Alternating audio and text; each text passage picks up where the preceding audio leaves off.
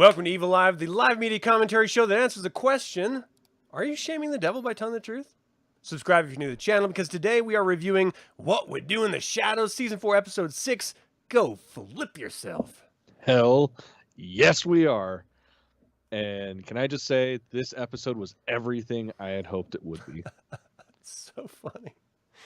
So good. I had taken a gummy like an hour and a half before the show.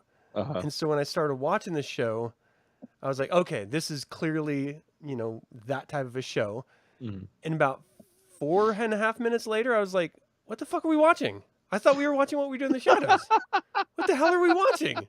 Who the hell is this guy? Oh, that's great. Totally lost myself in the episode. It was crazy. That's perfect. That's fucking It was perfect. absolutely crazy. Yeah. Initial thoughts? You love it? It's great? Oh, exactly. It was everything I hoped it would be. Because, of course, that's what they set up from the very first episode, was that because the house was destroyed, we were going to get a home renovation episode. And it did not disappoint. Like, I love the fact that it went from their traditional style of shooting to an actual, it felt like a home renovation show. Yeah. I mean, a goof, of course, but it was shot like one. Yeah. Hey, Aaron, you are absolutely on time. Thanks for joining live, by the way. Yeah, so, that was my initial thoughts, is I was totally confused, but I totally blamed the edible. And that was not my fault. Yeah. Because rewatching it again, I was like, oh, I should have picked up on that. Yeah, I was smart. I waited until I started the episode to consume medicinal items. And by the end, I was sick from laughing. I'm so glad we got Nick Kroll back. Yeah, I never, ever thought in a million years I would ever say that. But, oh my God, I'm so fucking excited to meet Nick Kroll. So good in this. All right, so this is directed by Yana Gorskaya, written by Marika Sawyer, premiered August 23rd, this past Wednesday. And let's dive into the synopsis. What was this about? So, it's finally going to get fixed. Laszlo ended up signing up to be on Go Flip Yourself, a home renovation show run by twin brothers Brian and Toby Daltrey. Yeah. And yeah, just hoping that he'd rebuild the mansion. Because, of course, again, this is what we got set up from the very beginning. Like, Laszlo's obsessed with this show. Yeah. And it's great. As soon as it starts off, they're all doing their typical shit, like, what you do to hype up before you go expose yourselves to, well, that came out wrong. Before you go surprise the homeowners. Track for me so far. Yeah, I mean, they could expose themselves, whatever. That'd be funny. But right off the bat, they come in all sly and shit, and Nadja does what Nadja does, and she fucking attacks Brian. Toby. She attacks murders Toby. Fucking kills him, just drinks him on air. It's so goddamn funny. So funny. And then she did a thumbs up. Yeah, I just love that in the background. Like, if you're not paying attention, you're gonna miss that shit. Yeah. That she's just like. It's so funny. What I love about this is I watch so many of these shows, which is one of the reasons why I was sort of immersed into it. But it picks up all of those story beats of those sort of shitty flip shows where, it has, like you were mentioning, the little intro between the hosts, and then they go and, let themselves, I can't not say expose now. They expose themselves to the people, but then they set up, this is what we would like to do. What don't you like about your current situation? This is how we'd like to repair that. And then they have to decide whether or not it's a good choice, whether it's a good flip or not.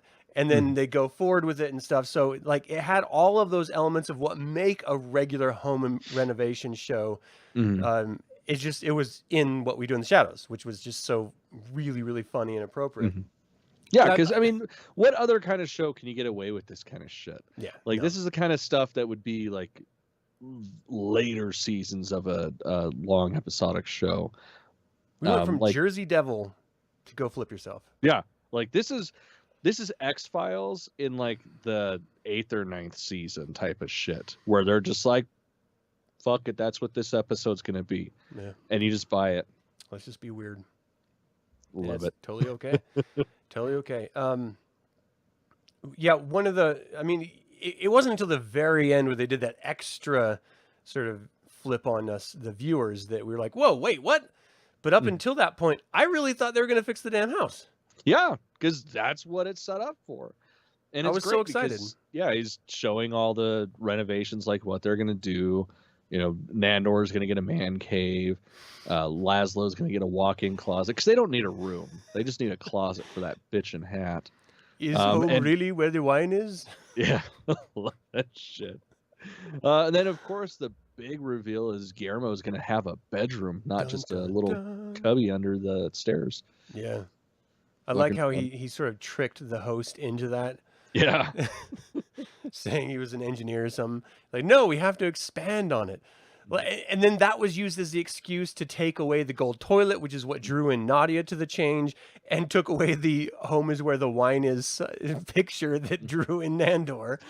And so really the whole time it was just Laszlo that wanted this to happen at all. I mean, he's the one that signed up for it to happen. And he's obsessed with the host, and seeing him interact with that host, it made me afraid that if I ever met Laszlo, I would disappoint him. You know, I was like, I'm not good enough for Laszlo. Like, I want him to like me like he likes this host. That's fair. And I'll never live up to that. That would be one of us if we met Matt Berry. Yeah. It would be calling everything out like, see, I'm a fan. Like the Milwaukee advertisement. That shit. God, that was good. Yeah, at the end, he's like, someone's happy to see me. And they're like hugging right up against each other. That was just hilarious. And his laugh, too. He's just like so into it and so excited. Like, this is, you know, him sort of stretching this really obscure character's acting chops into actually, you know, being 100% believable in the craziness of what they're going through. Mm-hmm. I don't know. I totally bought every single second of it. Nadja's like hypnotizing everyone. A little too much for me. Oh man, I thought it was funny as shit. Especially like, whatever, too many people. Yeah. Oh, you nerds. All you nerds. Yeah, just sometimes, the voice gets a little bit too much for me. And this was one of those times where I was just like, oof. Fair. Ooh, that's a lot. That's a lot to take in all at once. But there was like no real B story in this. No. It was all just a home reno show. Mm-hmm. Well, and that was great. That was the best part of it, was it took us out of the traditional setup of the series. Mm-hmm. And we weren't watching What We Do in the Shadows. We were watching an episode of Go Flip Yourself. They were just on it. Mm-hmm. So yeah, I really dug that aspect of it. I loved all those little moments of like Guillermo and Nandor in the background burying like Toby. Yeah. And then they're like looking around like, how do we get out of the camera view and look natural now that we're in the background? Like, it was just like the most, you know, exactly what normal people would do if they were, you know, not wanting to be seen on camera doing something, but then they were suddenly on camera, like burying a corpse. Mm-hmm. And then later when he's like, yeah, we're going to have to dig up the whole backyard and lay down new sod. He's like, you're going to dig up the backyard? I'll be right back. And he runs and grabs a shovel and goes out to go dig up a bunch of bodies, including Toby. Yeah. You just imagine all the corpses that they would find in that backyard. Oh, that would be nothing but corpses. It's like there's no more dirt anymore. It's just bones. Yeah. Just crazy bones. All right, anything like this is very short because this is really just kind of like little moments of this one setup. So yeah, I mean that's really it. And then of course the end is where Simon the Devious reveals that he was Brian all along. And it's great too because it's not just like, oh, it was me, blah blah blah, and then that's the end of the explanation. No, he's Simon the fucking Devious, so he is going to explain to the T just what he did. And then the best part is Laszlo just accepts it. He's like, oh, okay. Wait, you did all this for my fucking hat? Yeah. Huh. Okay. I love Nadja's look too. She was just like, oh. And then the very end of all that, right before Simon brings in his crew, or it was right after he brings in his crew, he's talking about, nobody fucking pays attention to this shit. It doesn't matter. There was a time where I had a gaping asshole for 10 seconds. And Laszlo brings up the episode and quotes it. He's like, wait, you really are a fan. Thank you. I really appreciate that. Just so goddamn great. It's like they left that episode for just a split second and got real and then went back right into the episode. Yeah. It was so good. Mm. And then just getting reintroduced to his whole crew. Mm-hmm. Like, I don't know, like the crew just expands every time he showcases his crew. I think this is like the third time he showcased his crew before. Yeah. I love it. I absolutely love it every single time. Mm-hmm. And especially you get to the rapper, and I'm just like, oh, like that's groaning. the thing. I was worried, man. I was worried. I'm like, fuck, did Count Rapula die in the explosion or some shit? And then he's the last one brought in. I was like, okay, all right, the world is right. Dude, his rhymes are just the worst. Yeah, so terrible. Oh, it's so good. And then Elvis is just like, it's like he's not even just trying to be Elvis. He's just like, yeah, I'm Elvis Vampire. Yeah. He just lays down on the $2,000, whatever the hell it was called. Mm-hmm. Just so great. Oh my gosh. Yeah. And then of course, like, I love Nadja every time the hat comes up. The bloody hat is cursed. And no one believes it. Like, not one damn person. And it's so obviously goddamn cursed, because as soon as Simon the Devious hits the wall, falls back down when he's trying to leave, and then gets back up and is helped out the window because he's wearing the witch's butthole hat, he finally gets out of the house, and all of the bad stuff that was happening in the house goes away and stops. Yeah. I mean, there were still some raccoons fucking under the couch, but not all of them anymore. Which we saw. We totally saw. Never thought I'd see raccoons fucking. That was hilarious. But now I have. And I want more. Yeah. I mean, he'll get the hat back, don't worry. Yeah. So we'll probably see it. Yeah, I mean, at the very end. So, we see after this huge guise has been, this whole trick has been played just to steal the goddamn hat back. He gets the hat, he leaves, and he continues the show. I mean, why wouldn't you? Like, the whole point of the show was to get the hat. Now he has the hat, and he's still doing the show. I don't... Yeah. that doesn't make sense. What are you doing, Simon? That doesn't have to make sense. Simon the Devious. Maybe it's another devious plot he's just continuing or something. I mean, I believe it. But because he has the witch's butthole hat, it blows up in his face, literally. Mm-hmm. Turns on the gas-powered stove, and kablooey, the entire house, the innocent fucking people who live there. And then we just see the hat flying by the screen. Hell yeah. I mean, that's how you end an episode. We need to get replicas of those witch's butthole hats. Absolutely. Like the witch's skin with the little pucker at the back. What's that sucking feeling in the back of my head? Oh, that's the witch's butthole. It's so funny. And I love it. He's like, it does have the witch's butthole in the back, but I look great in it. So that excuses it. I mean, if it works, it works, right? Yeah. I mean, who am I to judge? I mean, shit. I would totally wear that hat. I would 100% wear that hat. It's not like it's an actively used butthole, It's all dried like Ed Gein would prepare a lamp. So I don't know, though, because it's still puckering and stuff. So I would imagine that it would maybe have some sort of function. A little once in a while, it's all... I mean, that'd be great. What was that? It's a bloody cursed hat. I fucking love Nadia's reaction to that goddamn hat every single time. I just laugh my ass off. And that's the episode. That's the entirety of the episode. That's it. It's just a go flip yourself episode, like you said before, featuring What We Do in the Shadows, which is fucking hilarious, and it was just wonderful to watch. My only complaint was the 2 times we had to sit through Nadja trying to convince people not to. I just can't take that for too long. I love that shit. Like, do like 1 and then be done with it. But the fact that she did an intentional callback, like she's like, later on you will use this as a flashback.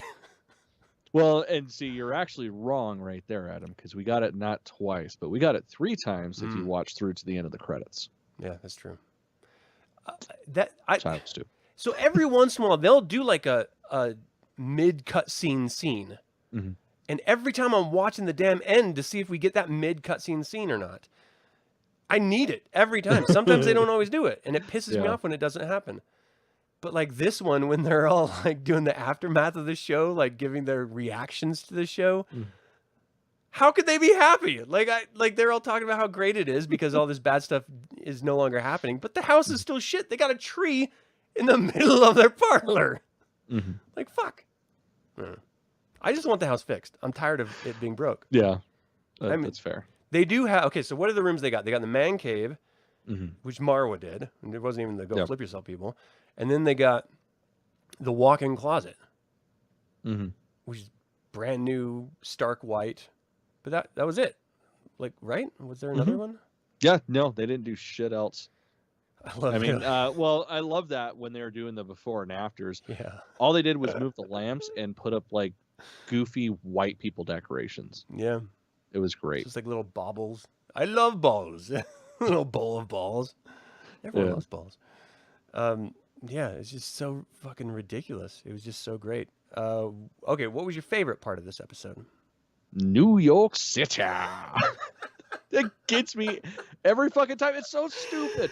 I hate it so much, but it gets me. Like, it's so over the fucking top and unnecessary that it's beautiful. Yeah, I love that Nick Kroll's character Simon the Devious first said he had to come to New York City, and then fucking Laszlo said it, and he's like, "But you're not in New York City. You're in Staten Island." Like, just fucking with him over and over again about his location where he lives.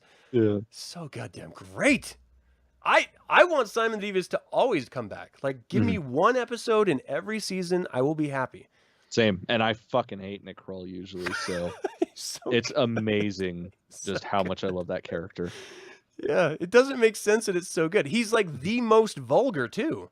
Like, it catches. Like, that's why, like, when Guillermo was like losing his mind and started like swearing at the beginning of like last episode of the episode before that, or maybe it was a couple episodes back, whatever. It caught me so off guard because you don't really get that language like this, not in that way. Nick Kroll comes in, and he's talking about gaping assholes, and like it just doesn't matter anymore. He's just like, it's open, open season on everything. Sorry, oh my gosh. So my wife just texted me. There is a Laszlo's cursed hat cosplay pattern. Bullshit. That we can fucking make this goddamn witch's hat. All right, Shauna, you need to send that shit to me. Shauna, you're a hero. Yeah, I will get on top of that. I don't need to sleep anymore. That would be amazing. Fuck yeah. Oh, just get a crew of people with those fucking hats. Hell yeah. And only people who know would know. Everyone else thinks we're insane. Oh, it would be great. We got to go to dinner wearing those hats. Yeah, obviously. I'd be buried in that fucking hat. Like, that's just fantastic. It's the best. All right, so my favorite part was definitely Nick Kroll coming back. I love seeing that damn character. He's so stupid and ridiculous, and he has the worst vampire crew ever, but I love seeing them all the time. Oh, he's like, and here's the nameless. His name is Craig. His name is Craig. But, like, what are you doing, man? You're supposed to be scary and nameless. Or this silent guy who's like Vlad the Silent or whatever, and he's like, hey, he's like, no, silent. Shut up. So goddamn good. That whole crew is the best. We got to do a series of shirts, like just like the headshots of the vampire crew, and it just says New York City vampire crew or something. Hell yeah. We'll just put little versions of our. Oh, we could put our faces on T-shirts that they're wearing. Okay, maybe I'm going a little too far with this. No, you're not. No, you're not, this is Adam. Genius. This is fucking money in the bank. Is anyone else out there love this like we do? I feel like we're the only two people on the planet that like freak out about this stuff. I don't see any other podcasts or videos about people losing It's because their shit. We're ahead of the times. We're innovators. God damn it. That's right. Look out. We're going to like start a fan club. Hell yeah. It'll be the best. It'll just be called the Witch's Butthole Hat or something club. We'll get like 3 more seasons under our belt and actually get the cast on here. It'll just be us blowing Matt Berry. I bet they would totally just come on anyway. Like if they're free, you know? It's not like they're massive A-list stars. They're, you know, it's the TV stars. Hey, Matt Berry is an acclaimed musician. They're all great. I'm not trying to shit on them. I'm just saying I bet we could get them on is all. I've looked for interviews. There's not a whole lot of them. So maybe they'd just be thrilled to have 2 geeks freaking out over them. I don't know, man. I feel like it would probably be just a Chris Farley interview, and I'd feel bad about that. Yeah. Okay. That's fine. Whatever. We could do that for an hour. You remember that episode where you put on the hat? That was awesome. That was awesome. That would totally be the goddamn interview. 100%. Fuck yeah. All right. Awesome. Did you have a least favorite part? No. Very quick. Like I said, this was the episode that I was hoping for all season, and it didn't disappoint at all. Oh, I almost skipped over one of my favorite parts, even though we're only supposed to do one. When they're introducing Laszlo in the show, they're like a graphic designer and works from home, and he's just like hitting keys. I wish I could get this printer to work. I feel like that's your daily life. That's me. I'm not even sure I'm really a graphic designer. All I know is I hit keys on a fucking keyboard, and I call myself that. I don't know. I mean, sometimes it's all you got to do is just say, "This is me," and project that out to the world. It's like the only job that you can just say and no one can really say anything back. Like, prove it. No one says that about a graphic designer. There's like, oh, so you try to build websites and you fail. Okay. You're a graphic designer. Like that's it. That's all a graphic designer is. Like no one really knows what they do. There's like you build a web app. I don't know. What does that mean? Okay, that must be what you do then. Like I'll just believe you. You work with printers that you can't turn on apparently. Like it's okay. I mean, it happens. The most made up job ever, and it's mine. That's what I do. Damn it. I feel like if you want to be taken more seriously, you need to start wearing a denim jacket that's bedazzled and flannel. But don't forget the ascot. I love when he's like, "Where'd you get that shirt?" Yeah. He's like, "What the fuck are you talking about? Like, shut up." Just trying to talk shit to him. So least favorite part was the Nadja thing. It was just a little too much for me. But other than that, it was all cylinders. It was a great episode. Mm-hmm. And the fact that I honestly believed the first time I watched it that I wasn't watching it. Man, I wish I could have had that experience. That's so awesome. It was bad because I was pissed. So I was like, wait a second, we were fucking watching What We Do in the Shadows. What the fuck is this? And I don't know if my wife was like, yeah, I understand where his head is at, because I was a little, but... Or if she was just like, my husband's insane. Like, this is obviously What We Do in the Shadows. And I just couldn't figure it out. Oh, it's the worst. All right. Anyway, that's all I have. Do you want to do ratings on this thing? Yeah, I mean, it's a 5. Just straight up, like, perfect fucking episode. I adored it. Watching it a second time, it only got better. So yeah, definitely 5. It was definitely better the second time for me too. I'm only giving it a 4. I wish I could give it a 4.5. I got to do like a popped eyeball, like a ooey gooey eyeball thing for the half. I mean, I was gonna say winking eyeball too, but that's even cool. No, that's cool. That's way cooler. All right, we'll do. I'll figure out how to do a popped eyeball, and we'll do that. I'm a graphic designer after all. Yeah, that's true. Figure it out. If I can get the printer working, I will do it. 100%. Yeah, I only get 4, but it was just, small, tiny little nitpicky stuff because I feel like we are just going to give them 5s if we don't nitpick. So I feel like I don't know. I have to nitpick. Let me be the nitpicky. I'll be the bad cop. Yeah, you have to be the objective view. You be I'm just the good cop. Super fan. That's how it'll be in our interview too. I'll just be like, that episode, you were saying this stuff a little too much, I thought. It was just, and she's like, fuck you. And I'll be like, I agree. Fuck you, Adam. Just everyone turns against me. Now I really want to do that interview. So fun. All right. Well, that's all I had. I mean, is there anything else you wanted to talk about on this? No, that's it. The thing is, it is a very light episode as far as content, but yeah, it's great. It was like a nice break, from the regular sort of drama that plays out. Mm-hmm. Even though, to be fair, it did have its own fair amount of drama in it, which is great in this running through line. So, I mean, we only have 2 episodes left. I mean, do you think we're actually going to get the house fixed? That'll probably be the finale. Oh, you think? Or it gets destroyed completely. Oh, shit. I mean, the sewage stopped flooding in under Guillermo's bed. That's also assuming he doesn't get the hat back. Oh, shit. Yep. He's getting that hat back. You better get the fucking hat back. He's getting that hat back. Yeah. All right. Well, maybe we won't get the glorious house back. I don't know. I also want to see the Count again. It's not the Count, but the Duke. Is it the Duke? The Baron. The Baron, thank you. I want to see the Baron again, now that he's all, like, fixed. Mm-hmm.